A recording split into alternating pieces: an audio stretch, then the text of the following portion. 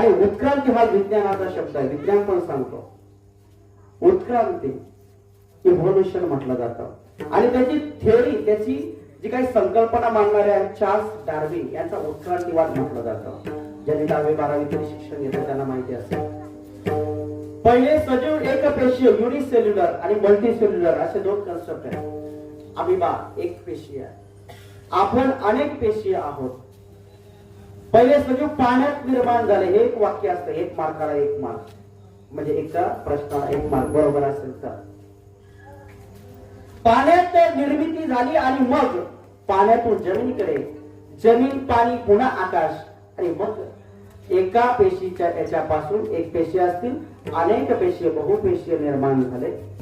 आणि मग अशा प्रकारे जे प्रभावशाली संपूर्ण आहेत, ज्यांनी परिस्थितीला हेरिडिटी आणि व्हेरिएशन ह्या पण संकल्पना येतात, जे प्रतिकूल परिस्थितीमध्ये स्वतःमध्ये परिवर्तन केलं, मजबूतीनं टिकून राहिले, परिस्थिती जाणून घेतली, पुढे झाडे जातील. तिथे लव्हाळी वाचली, नम्रता हा गुणधर्म घेतला, लव्हाळी वाचली. आणि जे मोठे मोठे होते कोसळून गेले, संपलं. मोकार मोठेपणा काही कामाचा नसतो. तेव्हा अंगी नम्रता असणं का, अस्तित्व टिकवायचं आहे, अस्तित्व टिकवण्याची लढाई. मग ही थिअरी सांगत असताना चार्ल्स डार्विनने जी थिअरी सांगितली ती आपल्या अध्यात्मामध्ये आधीच आहे. ही थिअरी तुम्हाला पटावी, कारण की आपली बुद्धी जितकी तितकं आपल्याला पटतं. ज्या धारकतेचं 1 लिटरची बाटली जर असेल तर 1 लिटरच पाणी मावणार. तेव्हा आणि आपल्याविषयी संकल्पना आहे, पिंडे पिंडे मध्ये भिन्ना, प्रत्येक जीव वेगळा आहे. एक आईन्स्टाईन म्हणून नावाजला जातो, एक विजेचा शोध लावला जातो, आणि एकापर्यंत ती पोहोचतच नाही, अशी अवस्था. अशा या इतक्या वैविध्यानं नटलेल्या जगामध्ये ही अवतार संकल्पना, पहिला मत्स्य पाण्यामध्ये,